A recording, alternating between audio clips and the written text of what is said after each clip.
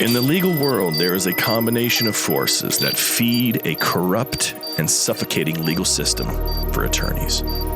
Law schools, law professionals, judges, and even the firms themselves for whom you work create a system, a matrix, if you will, that is nothing like what you thought when you passed the bar exam. The purpose of this podcast is to help you escape this legal matrix, leading you out of the proverbial desert to be free of the bondage of the matrix. Hosted by Bryce D. Nyer, attorney at law with over 30 years experience in the trenches of civil and criminal litigation at the state, federal, and international levels. He's a highly accomplished and resourceful legal professional, a true master of his craft, and he's here to help you get your life back. Here's your host, Bryce D. Nyer. All right. This is Bryce and I coming at you live from Fayetteville, North Carolina, home of Fort Bragg for another episode of Escape the Legal Matrix. In the house tonight, we have Drake, our law firm mascot, our Labrador Retriever, who is over there snoozing. You might hear him snoring a little bit. And then he's going to be ready to go home. He's had a long day. We're going to talk about a subject tonight. It's going to be concerning marriage. And the issue is, should the state governments be involved with marriage at all? Now, I'm going to tell you why I'm discussing this. Why I want to discuss this, because, well, marriage is a big deal. You guys know what it is. I don't have to tell you that. Of course, divorce is a big deal, too. It's just the worst thing to go through. Well, I don't know. When you see all them bridezillas and the thousands of dollars they spend on the weddings, I think that's just kind of stupid. Frankly, I would just have suit and tie and dress and pay the minister, priest, or whoever to do the ceremony and finger foods and do it on the beach or some crap like that and just be done with it. Just spending $50,000 to $100,000 is just insane. But anyway, that's a subject for another day. So anyway, we're talking to some folks about the state versus religion issue. And the issue was, can you be validly married even if you don't get a marriage license and are ready to do all the stuff for the particular state in which you live in? And so some folks are like, hey, I don't need the state to approve my marriage. God didn't need the state to approve marriage. And that marriage is a commitment between two people. It's exclusive. It's just between those two, and that's it. And I'm not going to get into the whole gay marriage thing and all that. Frankly, I don't support it. I think marriage between a man and a woman, that's my personal opinion. That's my view. And if you don't like it, well, I don't know what to tell you. But that's my view. So anyway, getting back to the subject, should the state even be involved? I mean, what's the benefit? Okay, maybe you get a married couple's tax deduction, and then you purchase property like real estate, and you automatically inherit if the other spouse dies and sort of stuff. But you could also do a will, and you could also do powers of attorney and sign on access of all accounts. And we were discussing this because people are like, I've been through 1-2 divorces. I'm sick of it. I don't want to go through alimony, equal distribution, child custody, all that stuff ever again. Now, with child custody, child support, you don't even have to be married. So if you're not married and you have kids, you're still going to go through a custody and child support. It's not dependent upon the marriage. But the property division and the alimony in most states, unless like California, or you have issues of like common law marriage, in some states where if you live together for a certain period of time, you're it. You're it. So you better check your state laws.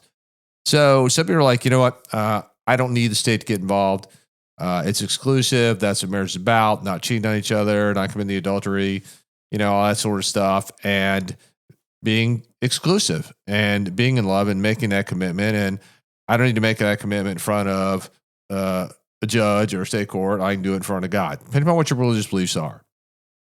So this got into this huge debate.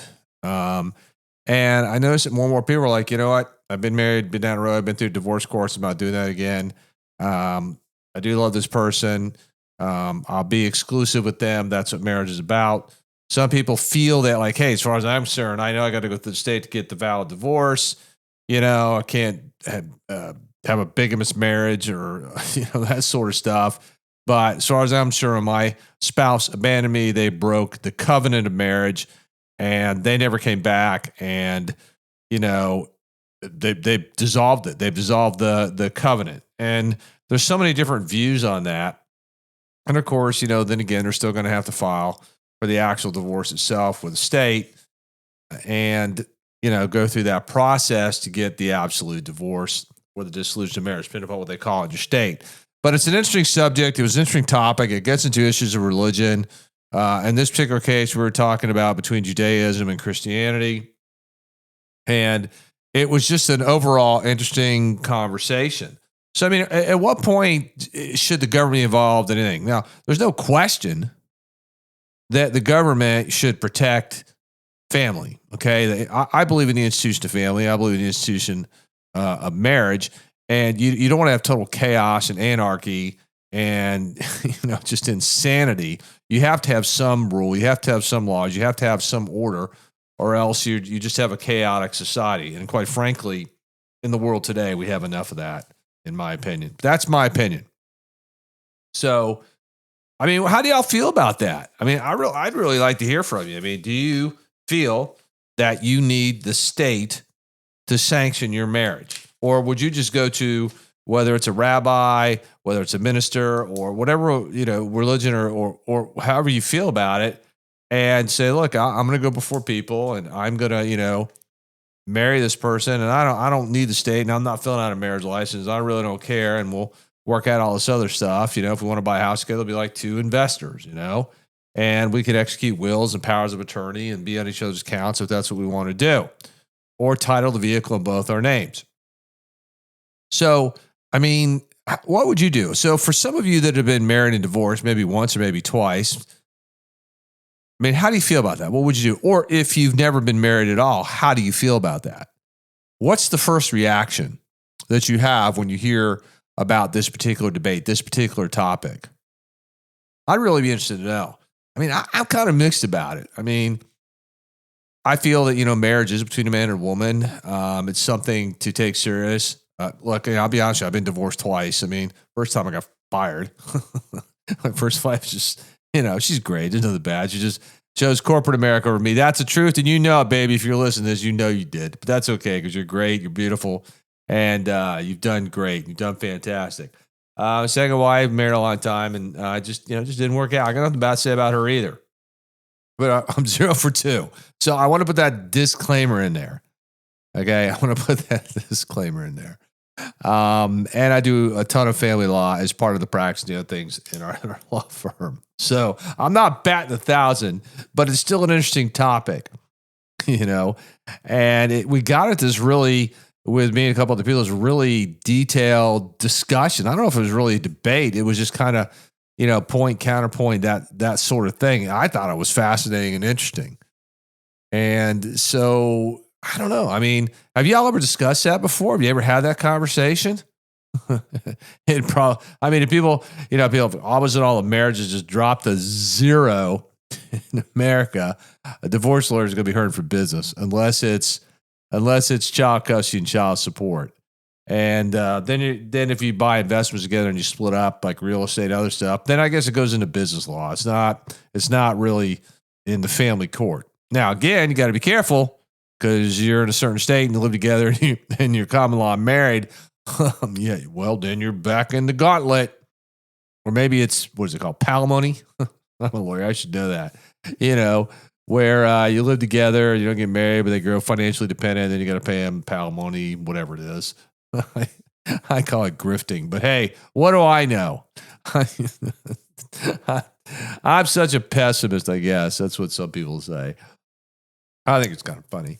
So, yeah, I'm going to continue to kind of research this topic and have some discussions with my friends, because I have some friends that have recently gotten divorced. And it's, it was their first marriage, and for a few, it was their second. And I have a couple that are like 0 for 3 and 0 for 3. Not sure how that happens, but I guess, give the old college try. If at first it doesn't work out, try, marry again. I don't know. All I know is the divorce lawyers, for 3 marriages made out of some bucks. Come on, you got to laugh about this stuff. It's kind of funny. It's not like in high school, like, I'm breaking up with you. Okay. And then you break up, and then you find somebody else to date. Engagements, it's like, yeah, I'm calling the engagement off. You see a few lawsuits about stuff suing, like, I spent all this money planning for the wedding and the engagement ring, and I want it back, and blah, blah, blah, and all that crap. That's what I'm telling y'all. If y'all are getting married, Skip all this fancy spending $50,000, $60,000 all that crap. Just wear a suit and tie for the guys. Girls just wear dresses. Go get married on the beach. Wear beach outfits. I don't care. But stop spending thousands and thousands of dollars you could be using to make a down payment on a home or something else or investing. Oh, man. I'm telling you what. If I ever get remarried, I'm going to just do the ceremony. That's what I'm going to do. I'm not going to have this big function party and all this kind of crap. I'm not going to do it. I'm just not. Maybe I'll just do paper, rock, scissors, and best 2 out of 3 wins about like who's going to pay for it, her or me. I don't know. Maybe. And hey, the Vulcan pinch counts. All right, the Vulcan pinch and dynamite count. Oh man, I'm kind of punchy tonight because I've been up all night. I'm tired. Plus, I was on the phone with Apple's app trying to get Apple support for my laptop. And that just drives me crazy when I'm trying to do that chat thing, and it just seems to take forever. And I don't even know what country these people were in to do the customer support. It just drives me batty crazy. It really does. They're just sitting there and wait. I'm not the most patient person in the world.